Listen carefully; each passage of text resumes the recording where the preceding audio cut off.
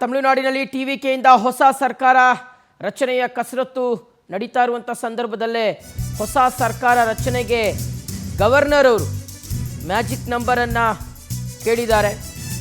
So ಈಗ governor Rajendra Arlekar ಅವರು ಪ್ರತಿಕ್ರಿಯೆ ಕೊಟ್ಟಿದ್ದಾರೆ. ಮ್ಯಾಜಿಕ್ ನಂಬರ್ ಅನ್ನು ತೋರಿಸಿ ನಾಳೆಯೇ ಪ್ರಮಾಣ ವಚನ ಮಾಡಲಿ, ಅದಕ್ಕೆ ನಾನು ಯಾವುದೇ ಅಡ್ಡಿ ಆತಂಕ ಮಾಡುವಂಥ ಪ್ರಶ್ನೆಯೇ ಇಲ್ಲ. ಅಧಿಕಾರ ಹಿಡಿಯಲು ಕುದುರೆ ವ್ಯಾಪಾರದ ಆತಂಕ ಕಾಡ್ತಾ ಇದೆ. ಬಹುಮತ ಇಲ್ಲದ ಪಕ್ಷಕ್ಕೆ ಅವಕಾಶ ಕೊಟ್ಟರೆ ಕುದುರೆ ವ್ಯಾಪಾರದ ಭೀತಿ ಶುರುವಾಗುತ್ತೆ. ಹಾಗಾಗಿಯೇ ನಾನು ಪೂರ್ಣ ಬೆಂಬಲದ ಪತ್ರ ನೀಡಲು ಹೇಳಿದ್ದೀನಿ. 118 ನಂಬರ್ ಬೆಂಬಲದ ಪತ್ರ ಕೊಟ್ಟರೆ ನಾಳೆಯ ಅವಕಾಶ ಕೊಡ್ತೀನಿ. ಅವರು 118 ನಂಬರ್ ತೋರಿಸಿಲ್ಲ, ಹಾಗಾಗಿ ಅವಕಾಶ ನೀಡಿಲ್ಲ ಅಂತ ಗವರ್ನರ್ ರಾಜೇಂದ್ರ ಅರ್ಲೇಕರ್ ಅವರು ಹೇಳಿದ್ದಾರೆ. ಆದರೆ ಗವರ್ನರ್ ಅವರ ನಡೆ ಈಗ ಸಾಕಷ್ಟು ಚರ್ಚೆಗೆ ಅವಕಾಶವನ್ನು ಮಾಡಿಕೊಟ್ಟಿದೆ. ಸಾಂವಿಧಾನಿಕವಾಗಿ ರಾಜ್ಯಪಾಲರು ನಡ್ಕೊಳ್ಬೇಕು ಅನ್ನುವ ರೀತಿಯಾದಂಥ ಚರ್ಚೆಗಳು ಶುರುವಾಗಿದೆ. ವೇರಿನ್ ರಾಜ್ಯಪಾಲರು ಹಿಂಗೆ ನಡ್ಕೋಬೇಕು ಅಂತ ಎಲ್ಲೂ ಸಹ ಈ ಸರ್ಕಾರ ರಚನೆಯ ಸಂದರ್ಭದಲ್ಲಿ ಇದೇ ರೀತಿಯಾಗಿ ರಾಜ್ಯಪಾಲರು ನಡ್ಕೊಳ್ಬೇಕು ಅನ್ನುವ ರೀತಿಯಾದಂತಹ ಯಾವುದೇ ಮಾನದಂಡಗಳು ಮತ್ತು ರೂಲ್ಸ್ ಆ್ಯಂಡ್ ರೆಗ್ಯುಲೇಷನ್ಸು ಇಲ್ಲ ಈ ವಿಚಾರಕ್ಕೆ ಸಂಬಂಧಪಟ್ಟಂತೆ. ಈಗ ತಮಿಳುನಾಡು ಸರ್ಕಸ್ ರಾಜ್ಯಪಾಲ ರಾಜೇಂದ್ರ ಅರ್ಲೇಕರ್ ಅವರು ಪ್ರತಿಕ್ರಿಯೆ ಕೊಟ್ಟಿದ್ದಾರೆ. ಈ ಪ್ರಕರಣವೇ ಬೇರೆ, ಎಸ್.ಆರ್. ಬೊಮ್ಮಾಯಿ ಅವರ ಕೇಸೇ ಬೇರೆ. ಕರ್ನಾಟಕದ ಎಸ್.ಆರ್. ಬೊಮ್ಮಾಯಿ ಅವರ ವಿಚಾರವನ್ನು ಅವರು ಪ್ರಸ್ತಾಪ ಮಾಡಿದ್ದಾರೆ. ಬೊಮ್ಮಾಯಿ ಪ್ರಕರಣ ಹೊಸ ಸರ್ಕಾರ ರಚನೆಗೆ ಸಂಬಂಧಿಸಿದ್ದಲ್ಲ, ಆಲ್ರೆಡಿ ರಚನೆಯಾಗಿದ್ದಂಥ ಸರ್ಕಾರಕ್ಕೆ ಸಂಬಂಧಪಟ್ಟಂತೆ ಸುಪ್ರೀಂ ಕೋರ್ಟ್ನಲ್ಲಿ ಬಂದಂಥ ತೀರ್ಪದು. ನಾನಿಲ್ಲಿ ಯಾರನ್ನೂ ತಡೆಯುವಂತಹ ಉದ್ದೇಶ ಹೊಂದಿಲ್ಲ. ಪ್ರಜಾಪ್ರಭುತ್ವದ ಅಡಿ ಆಯ್ಕೆ ಆದವರನ್ನು ನಾನು ಏಕೆ ತಡೆಯಲಿ?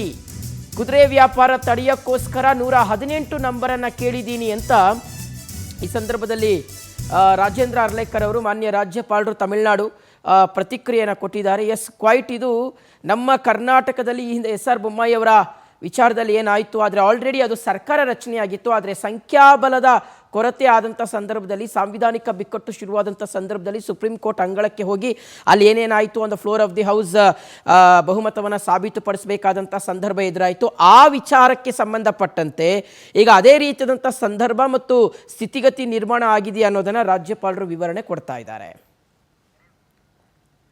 ಓಕೆ, ಇದ್ರ ಬಗ್ಗೆ ಡೀಟೇಲ್ಸ್ ಕೊಡ್ತಾರೆ ನಮ್ಮ ವಿಶೇಷ ಪ್ರತಿನಿಧಿ ಅರುಣ್. ಈಗ ನ್ಯೂಸ್ ಡೆಸ್ಕಿಂದ ಲೈವಲ್ಲಿ ಕನೆಕ್ಟ್ ಆಗ್ತಾ ಇರ್ತಕ್ಕಂಥದ್ದು. ಅರುಣ್ ಸರ್, ಈಗ ತಮಿಳುನಾಡಿನಲ್ಲಿ ಶುರುವಾಗಿರ್ತಕ್ಕಂಥ ಈ ಬಿಕ್ಕಟ್ಟೇನಿದೆ, ಈ ಬಿಕ್ಕಟ್ಟನ್ನು ಬಗೆಹರಿಸುವ ನಿಟ್ಟಿನಲ್ಲಿ ರಾಜ್ಯಪಾಲರು ಯಾವ ರೀತಿಯಾದಂಥ ವಿವೇಚನೆಯನ್ನು ಬಳಸ್ತಾರೆ ಅನ್ನುವಂಥದ್ದು ಬಹಳ ಇಂಪಾರ್ಟೆಂಟ್ ಆಗಿರ್ತಕ್ಕಂಥ ಪ್ರಶ್ನೆ ಅನ್ನೋದು.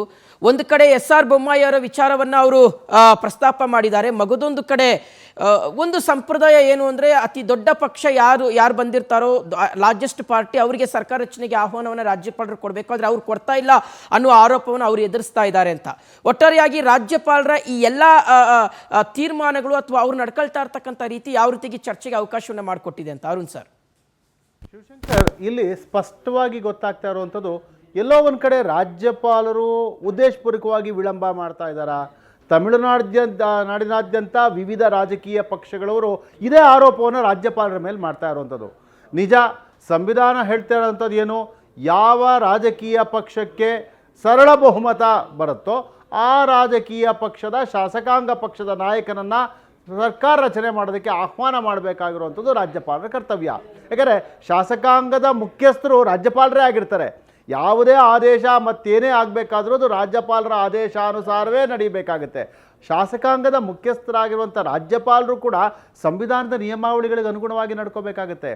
ಈಗ ತಮಿಳುನಾಡಿನ ರಾಜ್ಯಪಾಲ ರಾಜೇಂದ್ರ ಅರ್ಲೇಕರ್ ಏರಿದ್ದಾರೆ, ಇವರು ನಡ್ಕೊಳ್ತಾ ಇರುವಂಥ ರೀತಿ ಎಲ್ಲೋ ಒಂದು ಕಡೆ ಅನಗತ್ಯವಾಗಿ ವಿಳಂಬ ಮಾಡ್ತಾ ಇದ್ದಾರಾ, ಸರ್ಕಾರ ರಚನೆಗೆ ಎಲ್ಲೋ ಒಂದು ಕಡೆ ಅಡ್ಡಿಗಾಲು ಹಾಕ್ತಾ ಇದ್ದಾರಾ ಅನ್ನುವಂಥ ಅನುಮಾನಗಳು ಬರೋ ರೀತಿ ಆಗ್ತಾ ಇದೆ.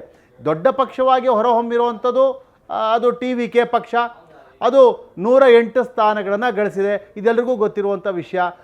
ಅದು 108 ಸ್ಥಾನ ಗಳಿಸಿದೆಯೋ 110 ಸ್ಥಾನ ಗಳಿಸಿದೆಯೋ ದೊಡ್ಡ ಪಕ್ಷವಾಗಿ ಹೊರಹೊಮ್ಮಿದೆ ಅಲ್ವಾ.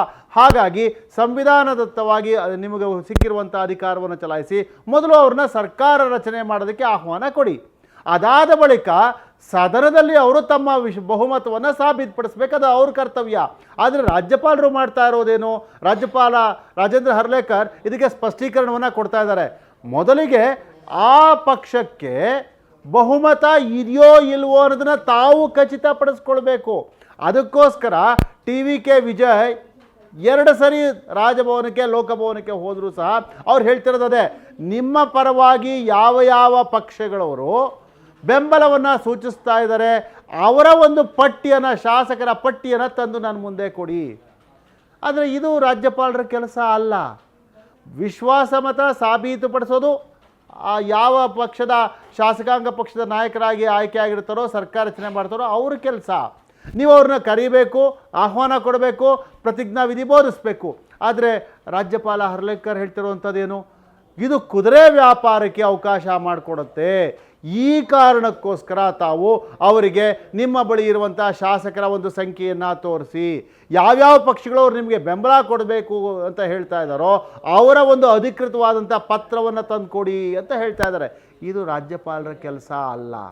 ನಿಜ, ರಾಜ್ಯಪಾಲರು ಕೂಡ ಕಾನೂನು ತಜ್ಞರ ಒಂದು ಸಲಹೆಯನ್ನು ಪಡ್ಕೊಂಡಿರ್ತಾರೆ, ಆದರೂ ಸಹ ಇದು ಅವರ ಕೆಲಸ ಅಲ್ಲ. ಇದನ್ನು ತಮಿಳುನಾಡಿನ ವಿವಿಧ ರಾಜಕೀಯ ಪಕ್ಷಗಳು ಹೇಳ್ತಾ ಇರುವಂಥದ್ದು. ಅವರ ಕೆಲಸ ಏನು, ಅಲ್ಲಿ ಕುದುರೆ ವ್ಯಾಪಾರ ನಡೆದಿದೆ ಅಥವಾ ನಡೆದಿಲ್ಲ ಅನ್ನೋದಕ್ಕೆ ಸಂಬಂಧಪಟ್ಟ ಪಕ್ಷಗಳವರೇನಾದ್ರು ದೂರು ಕೊಟ್ಟರೆ, ನಮ್ಮ ಪಕ್ಷದ ಶಾಸಕರನ್ನ ಇಂಥವರು ಎತ್ಕೊಂಡು ಹೋಗ್ತಾ ಇದ್ದಾರೆ, ಇಷ್ಟು ಶಾಸಕರಿಗೆ ಇಷ್ಟಿಷ್ಟು ದುಡ್ಡು ಕೊಡಬೇಕು ಅಂತ ಆಮಿಷ ಕೊಡ್ತಾ ಇದ್ದಾರೆ ಅಂತ ಹೇಳಿ ಸಂಬಂಧಪಟ್ಟ ಪಕ್ಷಗಳವರೇನಾದ್ರು ಬಂದು ದೂರು ಕೊಟ್ಟಿದ್ದೇ ಆದಲ್ಲಿ ಆಗ ರಾಜ್ಯಪಾಲರು ಅದರ ಬಗ್ಗೆ ಗಮನ ಹರಿಸಬೇಕಾಗುತ್ತೆ. ಆದರೆ ರಾಜೇಂದ್ರ ಹರ್ಲೇಕ್ ಅವರು ಮುಂಚಿತವಾಗೇನೆ ಅವರು ಏನು ಹೇಳ್ತಾರಲ್ಲ, ಮುಂದೆ ಈಗ ಆಗ್ಬೋದು ಅಂತ ಹೇಳಿ ನಾವೀಗ ಮುನ್ನೆಚ್ಚರಿಕೆ ತೆಗೆದುಕೊಳ್ತಾ ಇದ್ದೀನಿ ಅನ್ನುವಂಥ ಮಾತನ್ನು ಹೇಳ್ತಾ ಇದ್ದಾರೆ. ಆ ಕಾರಣಕ್ಕೋಸ್ಕರನೇ ನೀವು ಒಟ್ಟು 118 ಶಾಸಕರ ಬಹುಮತ ಇದೆ ಅನ್ನೋದಕ್ಕೆ ಪಟ್ಟಿ ತಂದುಕೊಡಿ. ನೀವೇನು ಅಷ್ಟೂ ಜನ ಶಾಸಕರನ್ನ ಕರ್ಕೊಂಬಂದು ಲೋಕಭವನದಲ್ಲಿ ಪೆರೇಡ್ ಮಾಡಿಸೋ ಅಗತ್ಯ ಇಲ್ಲ, ಅವ್ರನ್ನ ಯಾರು ಕರೆದೂ ಇಲ್ಲ ಅಂತ ಹೇಳ್ತಾ ಇದ್ದಾರೆ. ಎಲ್ಲ ಒಂದು ಕಡೆ ಈ ವಿಳಂಬ ಆಗ್ತಾ ಇರೋದು ಕೂಡ ರಾಜಕೀಯ ಪಕ್ಷಗಳಲ್ಲಿ ಅಸಮಾಧಾನ, ಅನುಮಾನಗಳಿಗೆ ಕಾರಣ ಆಗ್ತದೆ. ಅವರು ಸ್ಪಷ್ಟೀಕರಣ ಕೊಟ್ಟಿದ್ದಾರೆ, ಆದರೂ ಆ ಸ್ಪಷ್ಟೀಕರಣ ಎಲ್ಲೋ ಪೂರ್ಣ ಪ್ರಮಾಣದಲ್ಲಿ ಒಪ್ಪೋ ರೀತಿ ಕಂಡು ಬರ್ತಾ ಇಲ್ಲ. Okay Arun sir, thank you ತಮ್ಮೆಲ್ಲ ಡೀಟೇಲ್ಸ್ಗಾಗಿ.